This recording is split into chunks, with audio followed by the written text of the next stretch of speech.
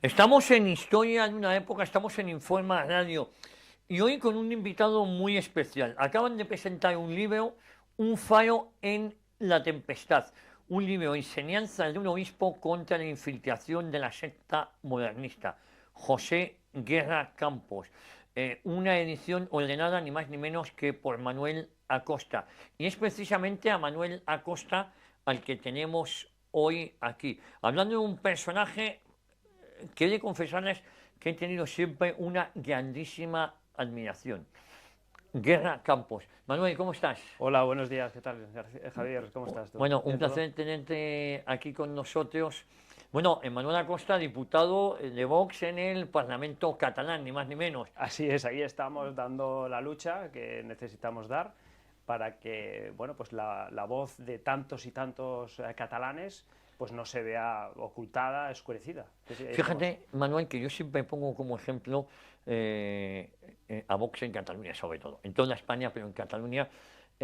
¿Cómo estáis? El grupo parlamentario fuerte, bajo el liderazgo del bueno de Ignacio Garriga, de Joan Garriga también como portavoz, presidente de Vox en Cataluña, gente como tú, bueno, no sé, Jordi de la Fuente trabajando cada uno desde su trinchera. Sí, sí, sí. Bueno, es asombroso la batalla que estáis dando, ¿eh? Mira, la verdad es que tenemos esa responsabilidad, esa grave responsabilidad de luchar por la unidad de la patria desde una zona, pues lamentablemente hostil. Nunca lo había sido, porque Cataluña siempre había sido una tierra abanderada del patriotismo español, siempre ha sido pues, protagonista en todos los acontecimientos de nuestra historia de España. Pero bueno, encontramos esta tesitura y bueno, te puedo decir que el grupo parlamentario de Vox en Cataluña es un grupo sólido, es cierto. Somos una piña, casi me atrevería a decir que somos como una familia, nos ayudamos unos a otros. Y quizás esto también es debido porque la dificultad forja a los hombres, ¿no? Sí. Aquellas consignas, ¿no? Que se nos daba desde jóvenes, y es una realidad. Cuando más te aprietan, más posibilidad tienes de claudicar, pero por otro lado no te dejas Es indiferente verdad. ante esa triste realidad y tienes que dar un paso adelante. Eh, Te voy a leer. Los que somos jóvenes de espíritu, como tú y como yo, en los años 70 recordábamos un espacio televisivo, creo que era todos los lunes de unos 15 minutos, y estamos hablando, hablaba de cuestiones de fe. Esta persona era el obispo José Guerra Campos, que tenía un espacio televisivo, y la verdad de grandísima, de mucha audiencia. Sí me gustaría preguntarte, si te parece, ¿qué interés puede tener para el lector actual del siglo XXI un obispo que falleció en 1927, hace ya 28 años? ¿Por qué has decidido trabajar en este libro sobre Monseñor Guerra Campos en la actual sociedad española que está fuertemente secularizada? Luego también hablaremos de eso. Y al que parece ser a esta sociedad no le apetece oír hablar de Dios en general. Hemos sustituido a Dios por la nueva religión climática, Por ejemplo, algunos, sí, sí, o por ejemplo, sí, sí. ¿qué interés tiene este? Pues mira, en primer lugar te tengo que decir que la figura del obispo José Guerra Campos es una figura colosal, es excepcional, es extraordinaria, pero no solamente en el mundo eclesiástico, Sí, sino en toda la historia de España más reciente. Es un personaje crucial para entender buena parte de los avatares y los problemas y de las vicisitudes que hemos estado viviendo pues desde la Segunda República. Fíjate lo que te estoy diciendo, es desde la Segunda República prácticamente hasta el final de este siglo XX. Él muere en 1997, como bien sí. has dicho, y su legado es enorme. Por eso la actualidad de sus enseñanzas y de su personalidad es una actualidad pues manifiesta. ¿Por qué he decidido abordar este tema? Este tema. En primer lugar, pues tengo que decir que yo soy historiador, ¿verdad? Y entonces ese amor al conocimiento de la realidad, de la verdad en las distintas épocas, pues me anima a conocer pues, episodios más o menos lejanos de nuestra historia y concretamente de nuestra historia de España. En segundo lugar, porque yo he tenido la suerte, he tenido la fortuna de ser el catalogador de su archivo personal. Ah, ¿Sí? Sí, sí, porque él, por una serie de circunstancias, él fue obispo de Cuenca, sí, al final de su vida, durante 23 años, y cuando es relegado ya del cargo por la edad, entonces está aquejado por una enfermedad, que al final pues, moriría por un problema de corazón, y entonces hay una sociedad en Barcelona, una sociedad religiosa, que es la que fundó el padre José María Alba Cereceda, sí, y que en la actualidad pues, la dirige el padre Turú, el padre Antonio Turú Rofes, es la Sociedad Misionera de Cristo Rey, que tienen sede en Barcelona, en la población de Sentmenat, donde pues, tenían un colegio, y entonces a él le ofrece su casa, el padre Turú, como un hijo pues agradecido por las enseñanzas de don José, le ofrece su casa pues para que pudiera estar allí en un ambiente, es un entorno rural muy bonito, un entorno así natural, fantástico, y allí estuvo solo unos pocos meses, murió, falleció, y entonces, bueno, yo le pude conocer en persona, gracias a Dios, estuve departiendo con él, hablando con él, y ya cuando murió, él legó todo su fondo documental, que es riquísimo, es extraordinario, es extraordinario. Porque, si me permite, claro, es que don José Guerra Campos no era solamente obispo de Cuenca, es que fue procurador en Cortes. Sí, sí, claro. En la época anterior. Sí, estuvo en política, vamos, además, de hecho, por este esquema, por esta estructura de la democracia orgánica, ¿no? del anterior régimen, pues por el tercio eclesiástico, él fue procurador. Y además, pues conocía muy bien la realidad cotidiana de las personas y social, porque bueno, pues él fue conciliario de Acción Católica durante muchos años, fue profesor de la universidad, estaba en contacto directo, ¿no? con las realidades pues, socioeconómicas, políticas, también religiosas del día a día. Por esos motivos, pues entiendo que, o he entendido que es necesario pues, escribir sobre Guerra Campos. Hay otro motivo, y a nadie se le escapará, y es que él fue también padre conciliar del Concilio Vaticano II. Intervino y cuando habló sobre el ateísmo marxista, dejó con la boca abierta incluso a observadores comunistas que estaban siguiendo sus debates. O sea, hasta sus enemigos más acérrimos le tenían respeto, porque era un intelectual de tomo y lomo. Tú conocerás al padre Calvo Zaraute, pues, bueno, él incluso dice que está haciendo una tesis sobre Guerra de Campos ahora, y él incluso dice que el gran intelectual del episcopado español en el siglo XIX es Ceferino González, que era el primado de España. En el siglo XX, hasta 1940, era el cardenal Gomá. Pero desde el 40 hasta ahora, el gran intelectual, sin duda, es Guerra Campos. No hay ningún obispo, con todo el respeto del mundo, que le llegue a la altura de los zapatos. Oye, fíjate que Monseñor Guerra Campos en la transición fue polémico por sus postulados, pero es que al final Monseñor tenía razón, ¿no? Si Monseñor levantara la cabeza ahora y mira lo que pretende hacer, por ejemplo, con el Valle de los Caídos, mirad cómo varias cruces están siendo derribadas. No sé, la cruz, que no hay mayor símbolo de reconciliación que esa. Ya me parece mal que quiten las lápidas, porque hay que recordar que se quitan las lápidas de gente de un pueblo, de una localidad que fue asesinada. Y ahora los herederos ideológicos de esos asesinos de la misma organización política, que además es la que nos gobierna, dan vía libre a que ya no solo quiten los nombres de los que ellos asesinaron, sino también las cruces, ¿no?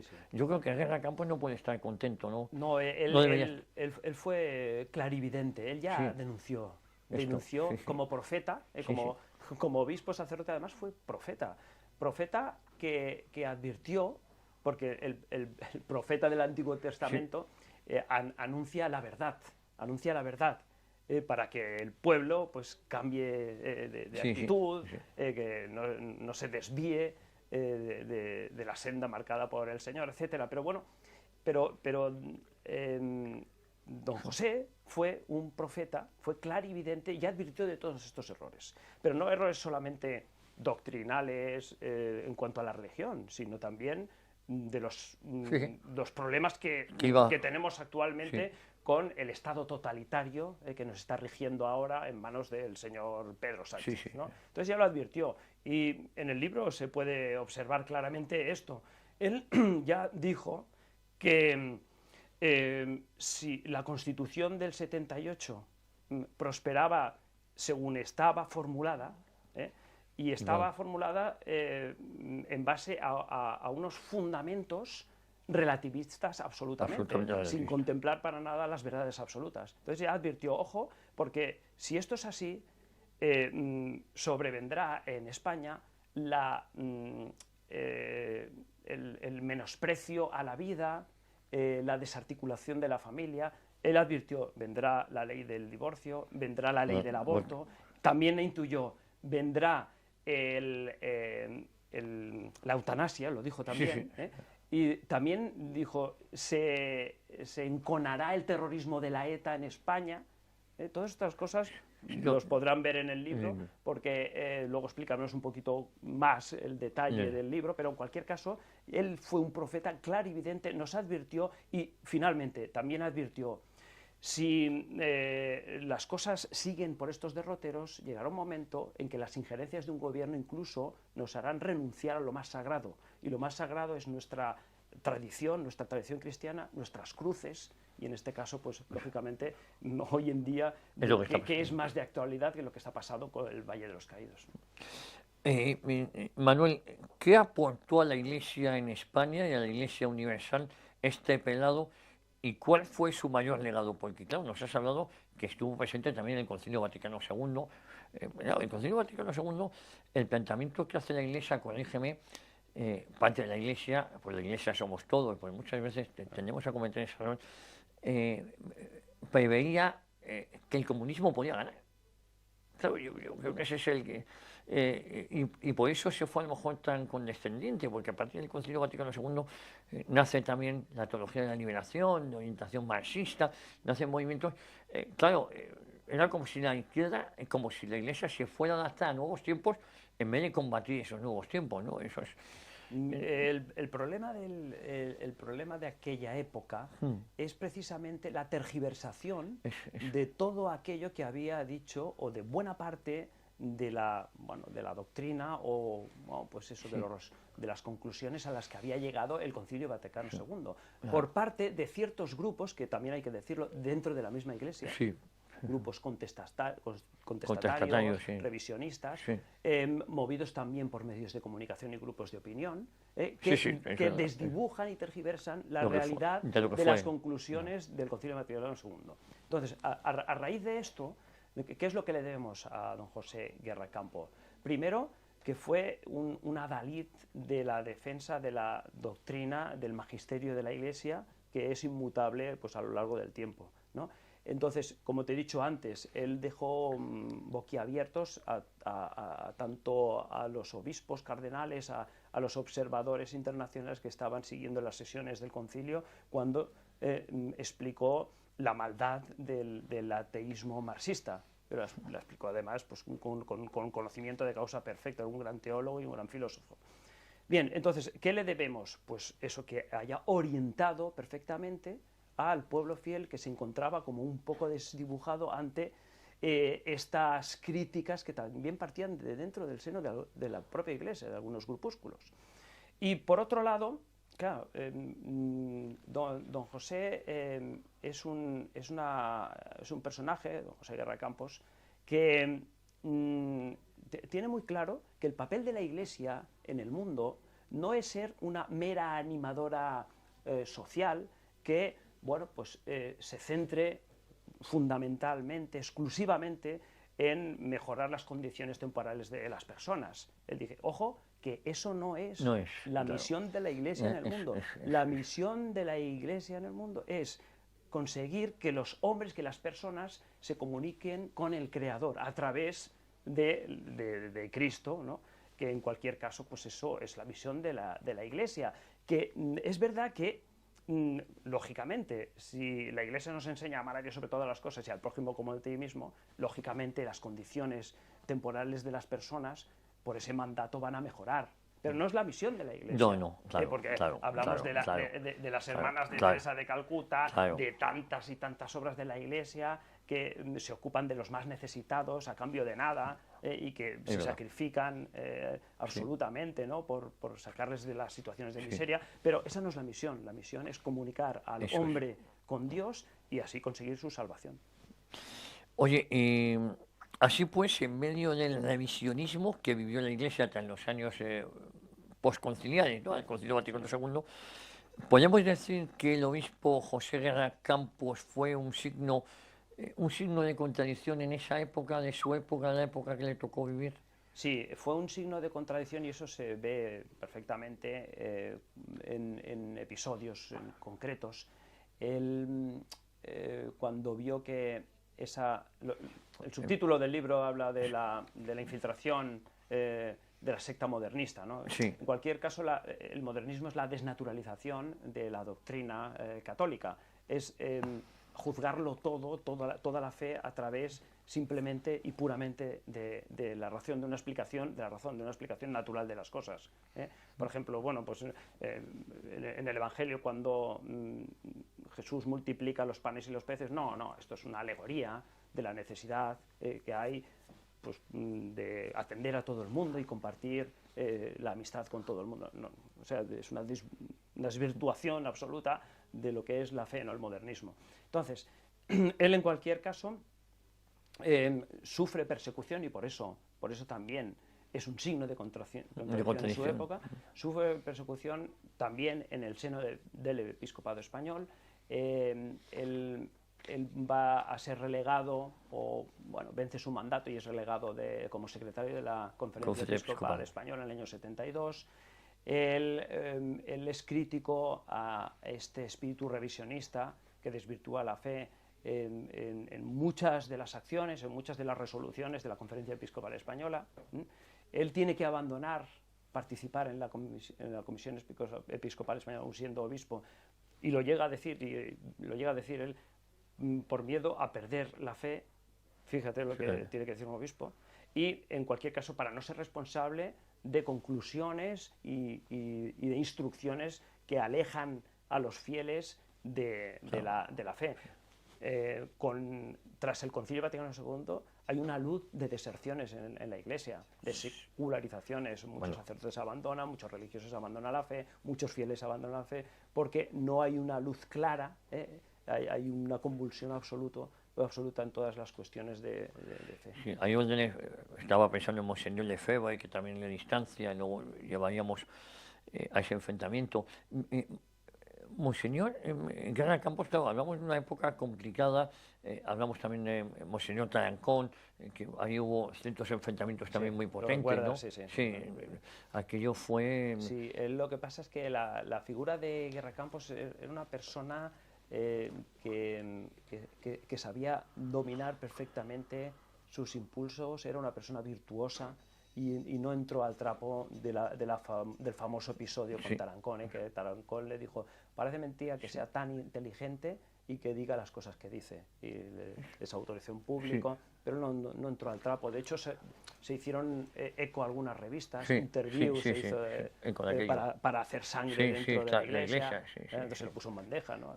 Entonces, bueno, sí es cierto que él no entró al trapo, era una persona que, al contrario como lo presentan algunos, una sosegada, una persona muy sincera, pero al mismo tiempo muy humana.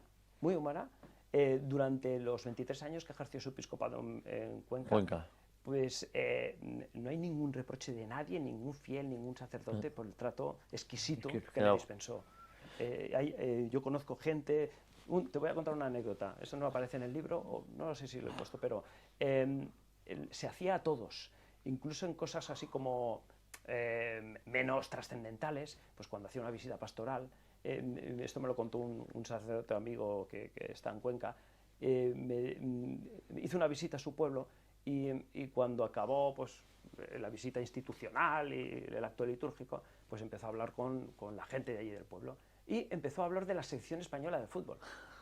Y empezó a decir: mira, no sé qué partido era, no lo recuerdo, pero fíjate, aquí han cometido este error porque el interior resulta pues que estaba muy atrasado, para hacerse con todos. Hablaba de cuestiones pues que triviales, no eran triviales. Claro. Bueno, esto es una opinión muy personal, pero Monseñor Tarancón es que tenía un poquito de de soberbia. Esto está mal que lo diga yo, pero es una opinión personal. Sí, sí. Y, oye, el libro está prologado por don José Ignacio Munilla. Correcto, sí, sí, sí. Una también de las voces autorizadas en la actualidad, pues que nos orienta ante también mucha confusión, Sí, mucha y, confusión. y este fenómeno también del materialismo, del hedonismo, que la gente pues, se ha olvidado de Dios, ¿no? Que nos orienta con una palabra fina y adecuada. Es don José Ignacio Munilla, y entonces pues, le pedimos el favor si nos quería prologar el libro, y encantado lo hizo, y estamos muy, muy, muy agradecidos realmente, sí. Oye, dime una cosa, ¿trascendió ese protagonismo en el ámbito, del ámbito puramente religioso del que me estabas hablando? ¿Ejerció alguna influencia en la esfera social, intelectual, política en la España que le tocó vivir? Porque es verdad que era una referencia, pero llega a influir. Sí, sin duda llega a influir, pero sobre todo al final, al final del Sí. régimen de Franco, Sí, ¿no? sí. Aunque influye decididamente, también es cierto que su voz es acallada, ¿eh? Él tuvo periplos en la Conferencia Episcopal Española en los que se ausentaba, no quería participar por los motivos que te he comentado, pero sí que en otras ocasiones pues, participaba, y concretamente, y mira, esto lo voy a ligar precisamente con bueno, pues esta situación tan lamentable que vivimos hoy con la desacralización del Valle de los Caídos, con el intento de Significación, apartarlo, apartarlo, sí, sí. Entonces, él concretamente, hubo un acontecimiento, si te acordarás, que fue la Asamblea Conjunta. La Asamblea Conjunta que fue muy polémico, porque en principio trataba de una acción de la Iglesia española para detectar las preocupaciones de los sacerdotes y poder poner una solución. Eso está muy bien dicho, sí. Pero el problema no era ese, claro. es que para llegar al conocimiento de esos problemas se formularon bueno, pues unas encuestas, en donde se ponía en tela de juicio todo, desde el valor de los sacramentos hasta el celibato sacerdotal, todo. Entonces ahí él puso la voz de alerta, y sobre todo, y voy a lo que te quería comentar, sobre todo cuando en una votación de la Asamblea Conjunta se reprobó el papel de la Iglesia durante 1936. Fíjate lo que estoy diciendo. O sea, es increíble. Pero fíjate la relación que tiene con lo que estamos viviendo actualmente. Sí, claro. Es decir, la Asamblea Conjunta llega a condenar a la Iglesia española en 1936 porque no supo estar a la altura. Es decir, pues no dejarse matar más. Exactamente. Entonces a él dijo, esto no puede ser. Él hizo las objeciones pertinentes. La Asamblea Conjunta aprobó por mayoría simple esa reprobación. Él hizo las alegaciones. La mayoría de los obispos dijeron, tienes razón, pero en el texto final no se incluyeron esas modificaciones, y por lo tanto se mantuvo en pie esa reprobación de la Iglesia Católica, que, como tú bien sabes, pues padeció el horror, el exterminio, el genocidio durante toda la Guerra Civil. Hablamos de que cerca de 7.000 religiosos asesinados, 13 obispos, más de 200 monjas.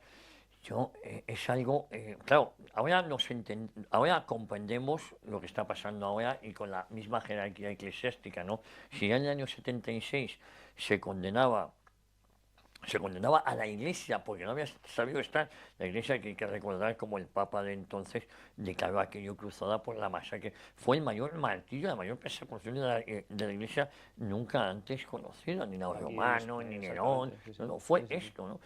Una auténtica salvajada. Y lo que es curioso es que las siglas del odio, que son los que facilitan esa persecución, me refiero al PSOE, porque el PSOE era el responsable de velar por la seguridad, era el partido mayoritario dentro del Frente Popular. Resulta que lejos de calmar los ánimos, siguió azuzando. Estos días en La Boca del Lobo hemos puesto un reportaje del Frente Popular donde aparecen iglesias quemadas, y donde, como La Voz dice que esas llamas purificadoras que están quemando en las iglesias fascistas y sacaban pecho y sacaban una serie de iglesias que estaban ardiendo con... Increíble. Yo, sí, sí, yo sí, sí. no sé, la verdad, los tiempos que nos toca vivir, claro, no los entendemos, o mejor dicho, si nos vamos a los años mediados de los 70, 76, 77, donde la propia iglesia en esa época ya ponía en duda a la iglesia en 1936 con todo lo que había sufrido esa iglesia. No, es increíble, ¿no? Bueno, es una paradoja, ¿no? sé, es una contradicción en Una, toda regla. en toda regla, sí. Pero fíjate, por eso la figura de José Guerra Campos es una figura totalmente actual. Sí, sí, absolutamente. Es la voz que clama en aquel desierto y en el actual. Y en el actual, sí. Porque, claro, nosotros hace 2 años más o menos, corrígeme si me equivoco, hemos tenido que ver con nuestros ojos cómo se ha aprobado la ley de la eutanasia. Sí, sí, claro. Sí, Nosotros estamos viendo ahora cómo se desacraliza el Valle de los Caídos. Bueno, pues este sacrilegio más grande no sé si puede haber. Entonces, pero ¿dónde están aquellas voces autorizadas o las actuales voces autorizadas para enfrentarse directamente y guiar al pueblo fiel y a millones de españoles y decir, hasta aquí hemos llegado, oposición total y frontal ante esta barbarie, esta injerencia totalitaria? Él sí que salió adelante y le costó pues eso, mucho. le costó la vida, Sí, sí. le costó en cualquier Sí, sí. caso el no haber progresado más. Sí, sí. Una persona está absolutamente capacitada para llegar a las más altas cimas Sí, sí. de la Iglesia y bueno, pues le costó esa valentía, ese vigor, esa valentía por defender la verdad por encima de todo, sin ni siquiera tener que estar, digamos que presionado por marcar una cruz en la declaración de la renta para que le perdonen la vida, pues eso es mucho de alabar. Y por otro lado tiene que interpelar a los actuales o a algunos de los actuales miembros de la jerarquía que tienen esa responsabilidad, esa grave responsabilidad de guiar al pueblo por la selva de la salvación de qué es lo que hay que hacer. Es que da la sensación, insisto, esto también es una opinión muy personal, que primero vaciaron los seminarios de vocación y ahora pretenden vaciar los templos de feligreses, porque creo que peor se está haciendo una dejada de funciones por parte de la jerarquía eclesiástica que nunca mejor dicho, es una pena. cielo, ¿no? Hay casos realmente bueno, admirables como pues, Munilla y otros, pero claro, digamos que ahora en comunión tienen que salir todos tendrían que ser.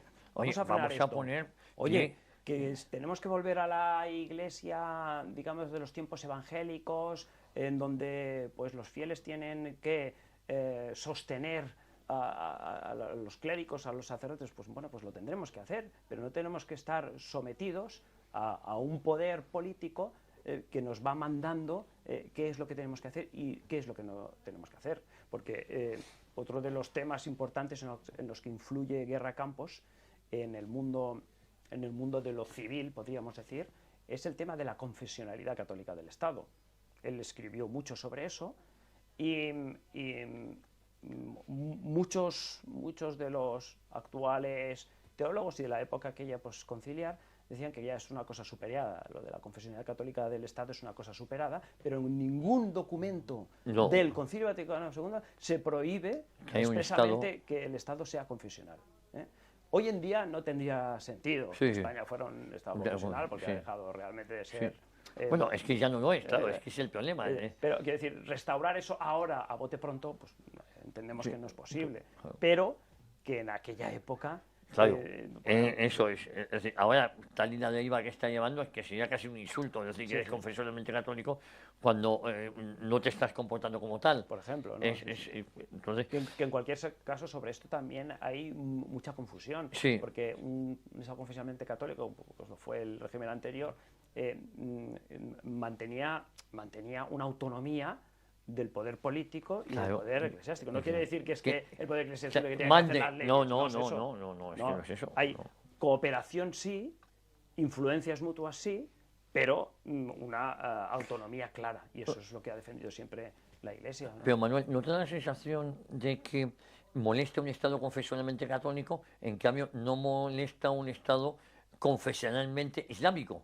Porque, claro, se nos olvida que hay Sí, muchos bueno, estados confesionales, ¿eh? sí, sí, No eso- católicos, sí, pero sí. los hay, ¿eh? Claro, claro, y sobre eso no decimos nada, ¿No? no Y se dice mantenemos nada. relaciones normales y Ojo lo que tal. nos está pasando con la Sí, invasión sí. migratoria. La islamización que Yo está vengo de sucediendo. Cataluña, en donde esto Bueno, lo observamos día tras día. Conoces los incidentes de acontecimientos de Salt, Salt, por escribí un ejemplo, artículo. terroríficos. Sí. Sí, sí, sí. Bueno, pero no solo Salt, No, es Canangla d'Antarrasa, es Barcelona, es el Vendrell, capital. es el Raval en Barcelona. Bueno. Bueno, es un increíble, porque bueno, pues no tienen ninguna intención estos señores de integrarse No, ninguna. en nuestra civilización, ninguna en absoluto.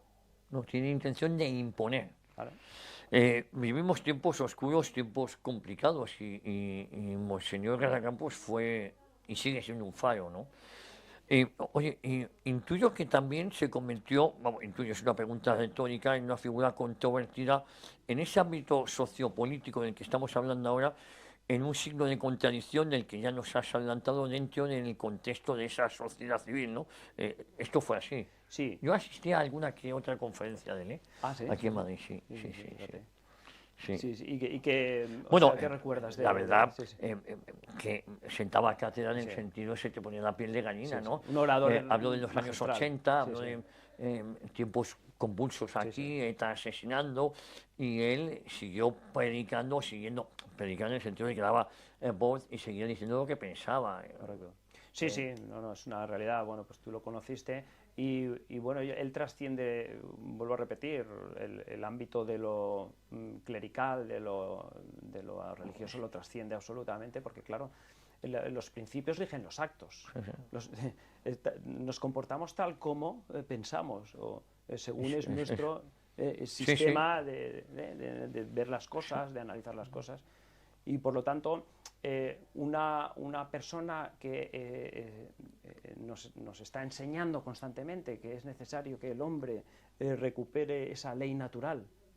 Él lo hace desde una perspectiva religiosa, que en cualquier caso la religión lo que hace, en el caso de la religión católica, es que la gracia de alguna manera perfecciona la naturaleza. Eso es, pero eso es. bueno, por ley natural, una persona pues es consciente de que hay que respetar la vida desde el principio de la concepción hasta la muerte natural, que la familia es la célula básica de la sociedad, es la sociedad natural más importante de todas, que bueno, pues que hay que procurar la caridad con todos nuestros compatriotas, que no vale cualquier cosa por mucho que diga la mayoría, sino que todo tiene que estar ceñido al sometimiento de unas verdades absolutas. Bien, una persona que nos enseña todas estas cosas, en definitiva, mejora la sociedad también. Mejora la sociedad. Y otra cosa es que bueno, pues la sociedad, en un momento determinado, ya estamos hablando de la transición, quiera rechazar ese magisterio que tiene esa trascendencia en lo civil y en lo político. Ahora entendemos un poco más el porqué del título del libro, Un faro en la tempestad. Y a mí me gustaría, si sigue siendo la figura y obra de Monseñor Garracampos para los españoles de a pie, en este momento actual, en pleno siglo XXI, sigue siendo un faro en la tempestad. Sí. Insisto, aquí tiene la portada del libro, con prólogo de don José Ignacio Munilla. Y me gusta mucho el subtítulo, Enseñanza de un obispo contra la infiltración de la secta de la modernidad. ¿Sigue siendo un faro o debería seguir siendo un faro, Monseñor Garracampos? Sigue siendo, porque ya te he comentado que los temas que él proféticamente denunció, los problemas que advirtió que pasarían en España si no se corregían ciertas tendencias, pues serían una realidad y ya nos los estamos encontrando. Bueno, y desde hace muchos años, vuelvo a repetir, desde la desarticulación de la familia o el menosprecio por la familia, desde el divorcio, del aborto, la manera de entender una sociedad de forma relativista, sin ninguna verdad absoluta, pues incluso no sé, estar en contra de nuestra historia, la desvertebración de la patria, que él también lo advirtió. Todo esto está pasando hoy. y lo vemos en casos muy concretos, y el más sangrante pues es la desarticulación, la desacralización del Valle de los Caídos, ya lo hemos dicho en varias ocasiones en esta entrevista, pero él en cualquier caso es una figura de actualidad absoluta, su enseñanza es de total actualidad, porque se sigue poniendo en cuestión, se sigue cuestionando dentro también de la Iglesia, pues el valor de los sacramentos, el celibato eclesiástico se sigue poniendo en valor, la autoridad del conciliarismo, la autoridad del Papa, el dogma, el magisterio de la Iglesia se sigue poniendo en cuestión. Y por lo tanto es una figura de total actualidad. Y por otro lado, en el ámbito sociopolítico económico, pues fíjate cómo nos encontramos con estas leyes de memoria democrática, en donde se intenta imponer un pensamiento único. Un pensamiento que abomina de nuestra historia, de nuestro pasado, y por lo tanto es un pensamiento que es irrespetuoso como mínimo ante nuestros antepasados, nuestros padres, nuestros abuelos, y por lo tanto ese fenómeno también es de cancelación, ese fenómeno de cancelación es también una realidad actual que él tuvo que vivir en su etapa de cancelación, pues, en la Conferencia Episcopal Española, en estar postergado pues, en una diócesis rural como Cuenca. Él estaba encantado de estar allí, pero en cualquier caso, una figura tan excelsa, ¿no? Pues que quedara así. Por lo tanto, sigue siendo un faro en la tempestad, muy actual, absolutamente actual. Por eso el título, ¿no? Un faro en la tempestad. Es una lástima, hay que dar todavía más a conocer la figura de Guerra Campos, sobre todo porque yo creo que se lo merece, ¿no? Y la labor, y sobre todo luchando, claro, es que la transición en España también se hace en unos pilares donde no se ponía en duda nada, ¿no? Y en cambio Guerra Campos me decía, oye, que hay cosas que nos van a conducir al desastre. Tenía mucha razón. Es decir, no se hablaba ya de una defensa de un régimen pasado, no, se hablaba de que el que se estaba construyendo se estaba haciendo mal. El modelo autonómico, las leyes perversas que ahora se han normalizado, el aborto es utilizado ya como un método anticonceptivo, un derecho cuando es un drama. Es decir, cosas que hemos construido una sociedad que personajes como Guerra Campos estaban advirtiendo en qué iba a derivar esa sociedad, ¿no? Absolutamente, absolutamente, sí, por eso es clarividente, es profético todo su mensaje. Vamos a ver, dejemos por un momento el contenido y vayamos a la forma. ¿Cuál ha sido el criterio que has empleado como catalogador del archivo personal, nos has contado, en los últimos meses de su vida de Guerra Campos, para ordenar su fondo documental? Y concretamente, ¿cuál ha sido el criterio que has empleado para ordenar la biografía y los escritos que nos presentas ahora en este libro, en el libro Un faro en la tempestad? ¿Cuáles han sido? Así resumidamente, porque si no sería muy aburrido, muy pesado, pero el fondo documental es ingente, es enorme.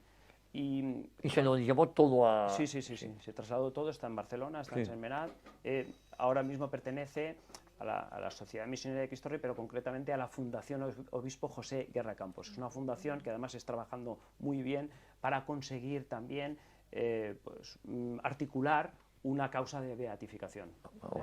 Y ahí está el padre Cabezas, que está haciendo una labor extraordinaria. Y bien, ahí tenemos un fondo, vuelvo a repetir, riquísimo. Hay manuscritos de su época de seminario, de puño y letra. Nos encontramos también pues un fondo fotográfico muy bonito. Aparecen fotos desde que él era pequeño hasta que estuvo en la guerra, esto no lo he dicho, él participó en la guerra, en el frente de Eslida, en Castellón. Él estuvo en el 108 Batallón y en la División 108. Y bueno, pues bien, salen ahí, pues en ese fondo fotográfico salen fotos pues, de toda su vida, es muy rico eso. Por otro lado, pues ya hay escritos que él ha utilizado para confeccionar sus obras. Él ha escrito cientos de opúsculos, libros, artículos de todo tipo, teológicos, filosóficos, arqueológicos. Él era un gran arqueólogo. Él fue uno de los encargados de las excavaciones de en Santiago de Compostela, en la Catedral de Santiago de Compostela, que corroboraron que los restos del apóstol Santiago eran restos de una persona que era del siglo I y que vivió en Palestina. O sea que era un arqueólogo de fama reconocida. Yo tuve un profesor en la Universidad de Barcelona, Manuel Riu, que hablaba con admiración de él, incluso. Y no es que fuera, digamos, partidario a lo mejor pues de todas nuestras ideas, pero era un hombre científico y entendía que era una persona de gran prestigio también en el mundo de la arqueología. Y bien, pues eso, hay obras pues de todo tipo, vuelvo a repetir, pero en cualquier caso lo que nosotros hemos hecho aquí en el libro, con hacer una breve aproximación a su persona, a su figura, una breve biografía, sin más pretensiones, porque claro, daría pues, para varios tomos hacer una buena biografía de don José Guerra Campos, pero lo que sí que creo que es importante, además de esa aproximación a su figura, es la transcripción que hemos hecho de las 63 sesiones que se emitieron en Radio Televisión Española, que él, como has comentado tú al principio de la charla, ¿verdad?, que él pues hizo todos los lunes durante un año y pico, desde el año 1972 al 73, en Radio Televisión Española. Ahí están transcritas en todo el aparato crítico, todas y cada una de las 63 sesiones, que en definitiva es como una especie de catequesis. Sí. Oye, fíjate, y luego procurador en Cortes también, así que él formaba parte también del Congreso de los Diputados. Correcto, lo que sería hoy el Congreso de los Diputados. Ahí él estaba pues también pues representando bueno, pues al tercio eclesiástico, ¿no? Pues, ¿Nos hablas en el libro de esa Lo comento, pero no... Es cierto que hay actas de Cortes también en el archivo, igual que hay actas de la Conferencia Episcopal, de las sesiones de la Conferencia Episcopal Española. No me explayo en esto, pero sinceramente, pero sí, se podría hacer también un monográfico sobre eso. ¿Por qué el libro es una lectura obligatoria para cualquier fiel católico de a pie y para cualquier religioso, sacerdote u obispo? ¿Por qué recomiendas su lectura, la lectura de este libro? Porque él expone la doctrina con una claridad tan grande que es imposible que al final pues alguien tenga dudas. Lo explica de manera magistral, se adapta a todos los públicos. Tiene una oratoria fantástica que tú fuiste conocedor de ello, ¿no? Si has participado en alguna de sus charlas. Entonces, es una luz excelsa. De hecho, perdona la digresión, pero hubo un parlamentario en los primeros años de la democracia, un parlamentario que además era notario, que le denominaba como la luz arcangélica. Bueno, es que ese parlamentario, que además era notario, fue el organizador de la charla que yo te comento. Era el organizador de la charla e hizo de anfitrión. Correcto. Aquí en Núñez de Balboa, muy cerca de donde estamos ahora mismo. Muy bien. Pues, con lo cual, fíjate, pues da todavía más prestancia a todo lo que estamos diciendo, ¿no? Y bueno, pues le denominaban así un arcangélico, ¿no? Que más luz que un arcángel, ¿quién puede emitir? Bueno, sí, Dios, es verdad, pero es un poco el símil ese. Y entonces, bueno, pues por eso es tan actual, porque él de una manera magistral, de una manera muy pragmática, sin disquisiciones teológicas complicadas, él explica la doctrina de la fe de una manera, incluso en las formas, con una oratoria magnífica. Brillante. Y es valiente. Y es valiente hasta tal punto que su valentía, bueno, pues es verdad que le limitó pues su carrera, su prestigio, posiblemente, pero a pesar de eso él no estaba sujeto a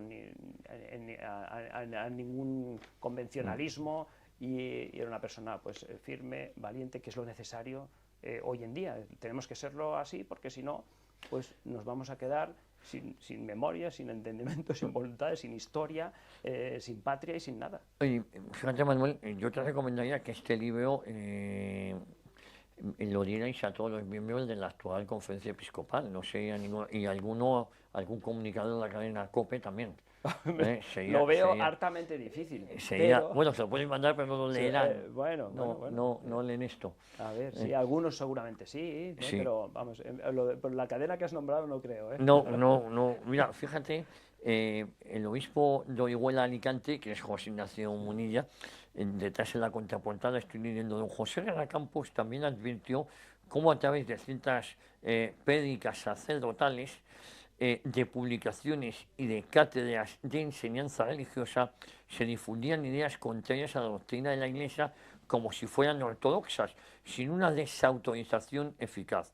Por este motivo se sintió vivamente interpelado por el Papa a defender a los fieles católicos de esas falsas doctrinas usando las poderosas armas que Dios les había encomendado: erudición teológica, filosofía canónica y doctrinal, así como la concisión y el pragmatismo en el hablar y en el escribir. Así es. Eso es un muy buen resumen de lo que significó, lo que fue Guerra Campos, desde luego, sí. Oye, me quedan un par de preguntas por hacerte. Yo lo tengo ya claro, pero haznos un resumen, ¿por qué merece la pena leer este libro? Bueno, merece la pena en estos tiempos de confusión, en donde muchas veces políticas desde el gobierno, no son desautorizadas públicamente, y todos sabemos a lo que nos estamos refiriendo. Por lo tanto, merece la pena tener un referente valiente, firme, coherente, como fue Guerra Campos. Y, por otro lado, esto lo recomiendo a todos los españoles, independientemente si sean católicos o no, porque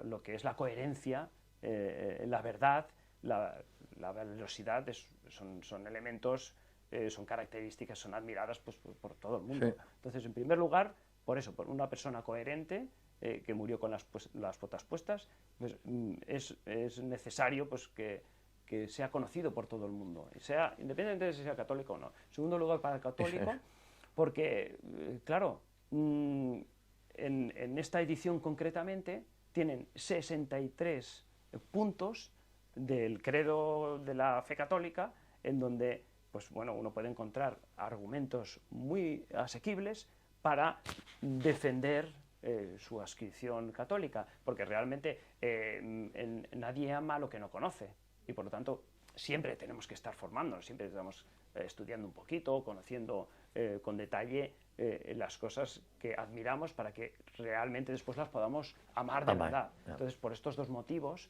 ¿no? Yo animaría pues, a patriotas, y católicos o no, y a católicos, a que adquieran este libro y que se empapen de la figura y de la doctrina y las enseñanzas de don José Guerra Campos. Bueno, pues ahora una pregunta importante. ¿Cómo podemos adquirir este libro que, como bien dices, no va a dejar indiferente a nadie y si se va a presentar públicamente? Muy bien, mira, pues yo te agradezco la pregunta. Ahora mismo pueden adquirir el libro a través de un correo electrónico que es páginascontrarrevolucionarias@tecton.com.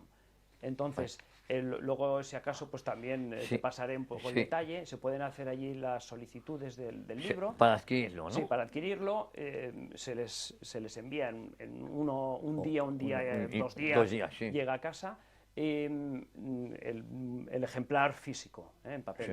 También tenemos una versión, en breve estará ya en disposición, una versión digital en Kindle, en Amazon, sobre todo porque bueno, pues también hay una cosa que no he dicho, él acogió a muchas congregaciones en su diócesis que tenían problemas pues para poder ser incardinadas en otras diócesis, y él, como pastor bueno y solícito, pues cuando vio que eran personas de bien, pues acogió, y muchas asociaciones, congregaciones religiosas están incardinadas, están aprobadas por el obispo de Cuenca entonces, que era él, y muchas de estas además tienen como una dimensión misional, con lo cual esta versión digital va muy bien para que aquellos que viven en Hispanoamérica pues lo puedan adquirir fácilmente.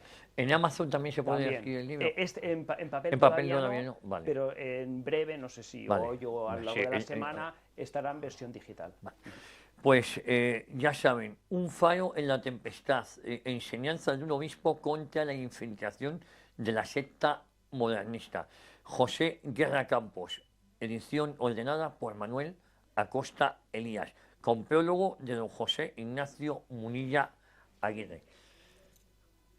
Un libro, de verdad se lo digo, de obligada lectura que nos va a acercar a la figura de un grande en lo social, en lo político y en lo eclesiástico, Monseñor Guerra Campos.